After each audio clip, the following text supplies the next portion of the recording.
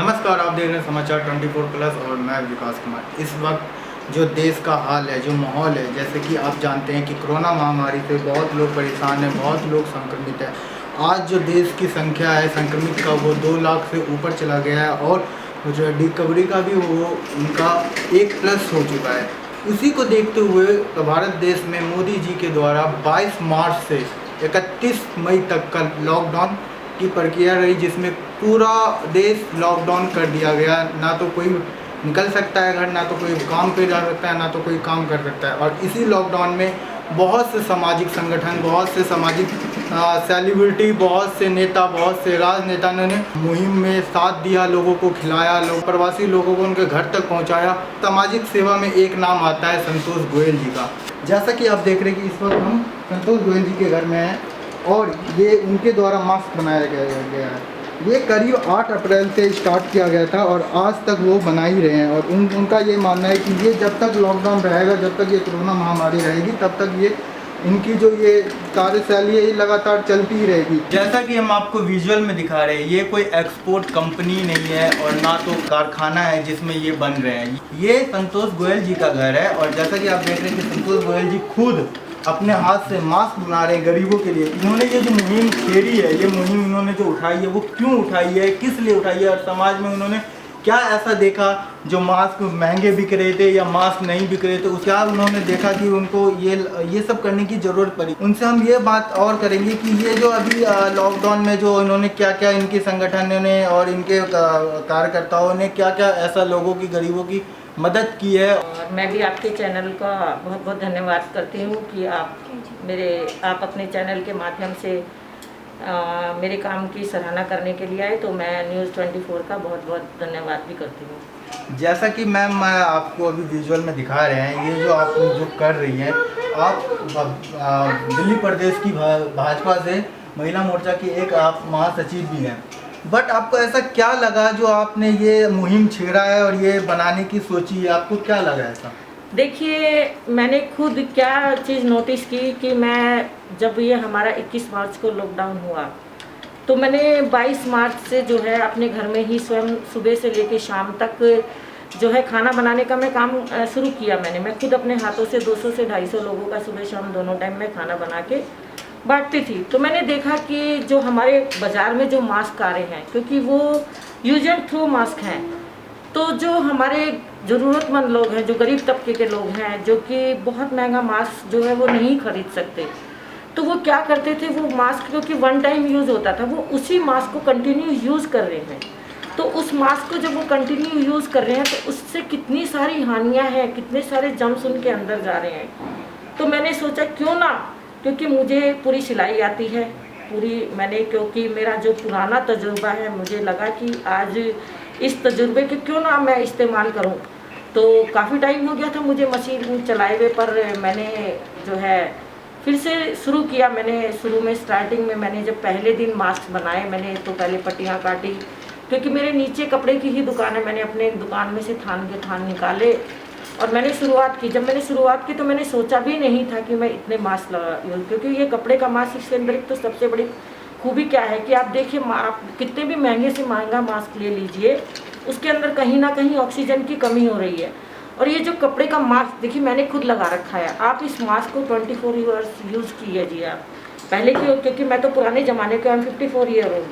तो हम लोगों के समय में हम लोगों ने घूंघट में काम किया है, इतना लंबा घूंघट लाके, और हम गांव में जाते थे तो हमने तो गांव में कुएं से पानी लाके हम इतना लंबे घूंघट में पूरा चल के इतनी दूर 1-1 किलोमीटर हमारा घर होता था, तो इतने लंबे घूंघट में हम लोगों को तो घूंघट करने की आदत होती थी।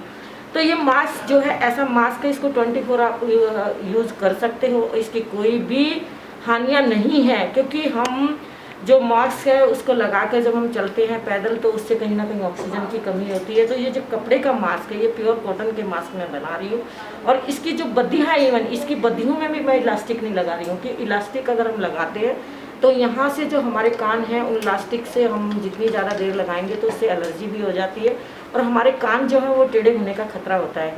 तो इसीलिए अभी तक मैंने जो है 1 जून तक मेरे 60,000 मास्क जो है बन के वितरण हो चुके थे। उसके बाद से आज तक मेरे जो हैं 70,000 जो है मास्क बन चुके हैं, जिसमें से कि मेरे 5,000 मास्क मैं वितरण कर चुकी, सॉरी 65,000 मास्क जो है मेरे कल तक वितरण हो चुके थे।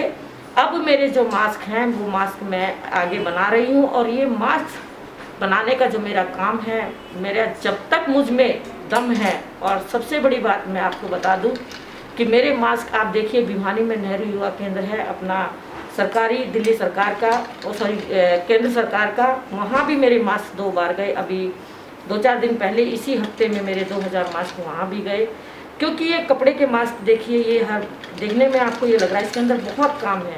पहले आप पट्टियाँ फाड़ो, ये हाथ है, ये कंधे दुखने लग जाते हैं। ये देखिए, ये थान के थाने इनको मैं लेती हूँ, इनको पट्टियाँ फाड़ती हूँ, नाप लगाना, फिर इनको दोनों साइड से मोड़ना, फिर इस तरीके से ये देखिए आप, इस तरीके से मैं पहले एक साइड, फिर ये दूसरी साइड मेरी बेटी उठाना बेटा, ये देखिए जैसे मैं एक साइड में बनाती हूँ, फिर दूसरी साइड से ये फिर इसके बाद हम इसको क्या करेंगे कि अभी इस तरीके से हमने बनाया, फिर इसके बाद हम इसको पक्का करेंगे। तो इसमें बहुत काम है। फिर उसके बाद जब ये ऐसे हो जाएंगे तो फिर इसके बाद ये हमारे ये बैठ के ये इस तरीके से कटिंग का काम करते हैं। तो देखने में लगता है कि पता नहीं ये कितना ईजी काम होगा, पर ये बहुत मुश्किल काम है। इसको इतना बारीक काम है, इतना करना आसान नहीं है। पर मैं मतलब आप ये लगाइए कि पूरा मेरे को कई बार तो अभी थोड़ा सा घर में, और सब मेरे हस्बैंड, मेरे बेटे, मेरी बहू, सबका मेरे को सहयोग है। और मेरे घर में देखिए हम जॉइंट फैमिली हैं, 2 मेरे बेटे हैं, 2 मेरी बहुएं हैं, तो 3 मेरे पोता पोती हैं। सबका सहयोग मेरा है। मेरी बहुएं भी इसमें मेरे को मतलब कोई भी मुझे एतराज़ नहीं करता। मेरे बच्चे, इवन मेरे पोता पोती हैं, वो भी मशीन के पास, मतलब मैंने सपने में भी नहीं सोचा। मेरे को खुद पे अपने आप पे प्राउड फील हो रहा है कि मेरी मशीन से पूरी उंगलियां जो हैं, ये देखिए पूरी उंगलियां मेरी ख़राब हो गई हैं ऐसे प्लेट्स डाल डाल के। तो मैं तो ये कहती हूँ कि सभी महिलाओं को मैं ये संदेश देना चाहूँगी कि जिन बहनों को भी, मैं मानती हूँ कि बहुत बारीक काम है, इसको करने में थोड़ा सा मतलब इरिटेट भी होते हैं कई बार हम, पर सभी बहनें जिनको भी सिलाई आती है, आज हमारा देश जो है एक बहुत बड़ी भयंकर महामारी से गुजर रहा है। और ये बीमारी हमारी सबसे पहले, क्योंकि जो हमारे मुंह के अंदर जो हमारे जम्स जाते हैं, वो जम्स हमारे गले के अंदर जो है वो 2 दिन तक रहते हैं, नाक से भी जाते हैं। तो हमारे लिए मास्क जो है बहुत ज़रूरी है। और कपड़े का मास्क जो है वो इतना ज़्यादा कंफर्टेबल और इतना ज़्यादा स्वास्थ्य के लिए ज़रूरी है। तो सभी बहनें, अगर हम जिस तरीके की मुहिम मैंने छेड़ी है, हम अपने काम को जब तक अपना जुनून नहीं बनाएंगे तो हमारे काम में हमें कामयाबी नहीं मिलेगी। तो मैं ही देश के नाम एक संदेश देना चाहती हूँ, क्योंकि जिस तरीके से हमारे देश के मोदी जी काम कर रहे हैं। और एक और चीज़, क्योंकि हमारे को, मैं महिला मोर्चा में महामंत्री हूँ, अभी हमारे जो भारतीय जनता पार्टी है उन्होंने एक मुहिम भी चलाई है कि पूरी दिल्ली के अंदर 15 लाख, तो जो हम मोर्चों को काम भी मिला है, 15 लाख जो हैंड सैनिटाइज़र है और ये फेस मास्क है, साबुन है, ये सारी चीज़ें हम जहाँ स्लम्स की बस्तियाँ हैं, घर घर जो ज़रूरतमंद लोग हैं, नीडी लोग हैं, उनके हर घर तक हमने पहुँचाना है। तो इसी कड़ी में मैं इस काम को आगे करती रहूँगी। लगन की बात कर रहे हैं, आज का जो यूथ है टिकटॉक, फेसबुक और व्हाट्सअप और इंस्टाग्राम के अलावा उनको कुछ दिखता नहीं है। लगन की बात कर रहे हैं तो हम आज, जैसा कि आप दिखा रहे हैं, ये मशीन जो हमारे दादी और नानी चलाती थी, वो आज की जनरेशन, मैं कैमरा पर्सन से बोल चाहूँगा कि वो दिखाए कि आज के जनरेशन वो करें। ये लगन है।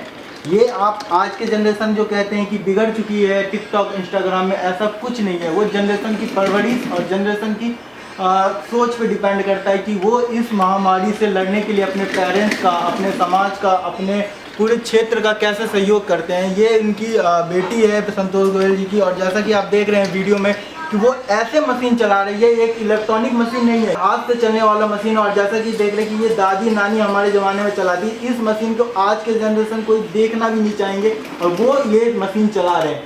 संतोष जी, ये जो आपकी जो बेटी है, उन्होंने जो साथ दिया, आपको कितना गर्व है उन पर? देखिए, I am proud of my daughter. मेरी बेटी आज के युग की भी है। मैंने वो सारे संस्कार अपनी बेटी को दिए हैं जो मुझ में है, जो मेरी माँ ने, मेरी दादी ने मुझ में संस्कार दिए थे। मैं अपनी बेटी के लिए, मेरे पास शब्द नहीं है। मेरी बेटी को मैंने पुराने युग की भी बनाया है और आज के युग की भी बनाया है, क्योंकि एक महिला ही होती है जो कि जिसने जाके आगे जाके अपने घर को स्टैंड करना है। तो मैंने अपनी बेटी के अंदर वो सारे संस्कार दिए हैं जो कि आगे चल के, क्योंकि एक बेटी ही होती है जिसने कि 2 घरों को जोड़ना होता है, तो मैंने अपनी बेटी के अंदर वो सारे संस्कार दिए हैं। मेरी बेटी अब, जबकि हालांकि फेसबुक ये सब चीज़ें बहुत कॉमन हो गई है, पर मुझे ये गर्व है इस चीज़ पर कहने पर कि मेरी बेटी आज तक ना मेरी बेटी के फ़ोन में आपको टिकटॉक मिलेगा, ना मेरी बेटी के फ़ोन में आपको फेसबुक मिलेगा। और देखिए मेरी बेटी अभी मास्टर कर रही है डीओ से, और अभी तक आज तक मुझे इस चीज़ का गर्व है कि नर्सरी से लेके और ये मास्टर कर रही है, आज तक मेरी बेटी का मैंने कोई ट्यूशन भी नहीं लगाया है। स्वयं से ये पढ़ती है स्कूल से। मेरे को 5वीं के बाद से मुझे ये नहीं मालूम मैंने कभी इसका सुबह 6 बजे ये जब भी चाहे रेगुलर कॉलेज, अब रेगुलर ही अभी भी कर रही है, तो सुबह 6 बजे उठ के नहाना धोना पूजा करना अपने खुद से स्वयं से, और अब ये सारा किचन का काम भी करती है। अगर घर में मेड नहीं आए तो ये झाड़ू पोछा भी करती है, बर्तन भी करती है। तो मैंने अपनी बेटी के अंदर वो सारे संस्कार दिए हैं जो कि एक भारतीय नारी के अंदर तो होने चाहिए, क्योंकि हमारी देश की संस्कृति जो है, क्योंकि एक महिला को अन्नपूर्णा का दर्जा दिया गया है, तो I am proud of my daughter. ये बात सही है कि संस्कार लेके कोई भी बच्चा पैदा नहीं होता, उसको यहाँ के अपने माता पिता को देख के ही संस्कार और बड़ों की सेवा करना, बड़ों की रिस्पेक्ट करना वो सीखते हैं। आज जो दिल्ली की जो हालत है कोरोना से, और यहाँ पे जो केंद्र सर ये केजरीवाल जी कहते हैं कि हमारे पास बेडें नहीं है, एलजी उन पे कहते हैं कि एलजी हम पे फोर्स कर रहे हैं, तो आप एक बीजेपी के महिला मोर्चा के महासचिव होने के नाते आप केजरीवाल को क्या कहना चाहेंगे? देखिए मैं इस वक्त कोई राजनीति की वाली कोई बात नहीं कहूँगी, ना मैं किसी केजरीवाल जी के बारे में कहूँगी। देखिए ये एक संकट की घड़ी है, और मैं तो ये कहूँगी क्योंकि कहीं ना कहीं मैं पुराने ख्यालों से भी बिलोंग करती हूँ कि परमात्मा ने हमारे को एक कलयुग, देखिए कलयुग का ये पहर है, उसकी दस्तक दी है, तो परमात्मा ने हमारे को एक ट्रेलर दिया है, और इस ट्रेलर के अंदर हमारे को ये मौका दिया है कि तो समझ जाओ सब कुछ खुद। देखिए अभी तक इसकी कोई वैक्सीनेशन नहीं बनी है, तो हमें राजनीति छोड़ के, देखिए कोई भी है जो जैसा करेगा, अगर आज हम अच्छा कर रहे हैं तो अपने लिए कर रहे हैं, बुरा कर रहे हैं तो हम अपने कर रहे हैं, जो जैसा कर रहा है उसको छोड़ दीजिए। कहीं ना कहीं आपने सुना होगा 79 की बात है मे भी, जहाँ तक एक ऐसी एक जनता पार्टी भी आई थी, तो वो अपने आप ही खत्म हो जाएगा। ये जनता है, ये सब कुछ जानती है, ऐसा नहीं है नहीं जानती है कि वो पब्लिक को बेवकूफ़ बना के एक बार आ गया दोबारा भी आ गया, तो ये पब्लिक है, ये सब जानती है, उसको उसके हाल पर छोड़ दीजिए। तो मैं हर दिन मतलब पर्सनल उनको ये कहती हूँ कि भी अगर किसी को किसी तरीके की परेशानी हो जाती है तो वो किस तरीके से घर में अपने आप को जो है वो करें, अपने आप को जैसे दोनों टाइम हम अगर ठीक भी हैं तो हमें काढ़ा पीना चाहिए, हमें स्टीम लेनी चाहिए। और इस जो ये लड़ाई, ये जो बीमारी है, देखिए ये बीमारी जो है, अगर ये सबसे ज़्यादा खतरनाक उनके लिए जो हार्ट पेशेंट है, जो शुगर के पेशेंट है। देखिए हमने अभी तक, मेरी कपड़े की दुकान है, हमने लॉकडाउन खुल गया है, लॉकडाउन खुलने का मतलब ये नहीं है कि हमारी जो है कोरोना ख़त्म हो गया है, सरकार कुछ नहीं कर सकती है, हमें खुद को। अब देखिए कितने पुलिसकर्मी, मैं देखती हूँ मेरा कलेजा हिल जाता है। अरे भाई, अगर हमको अपनी स्वयं को रक्षा हम नहीं कर सकते तो हम देश की रक्षा क्या करेंगे? प्रत्येक नागरिक के पीछे एक नागरिक के पीछे सरकार पुलिस थोड़ी लगाएगी। हमने सड़क पे नहीं थूकना है तो नहीं थूकना है, तो हम स्वयं को बदलना होगा। हमें सारी सरकारों पे दोष देने से पहले पब्लिक को अपने आप में बदलाव जब तक नहीं लाएगी तब तक कहीं सुधार नहीं होगा।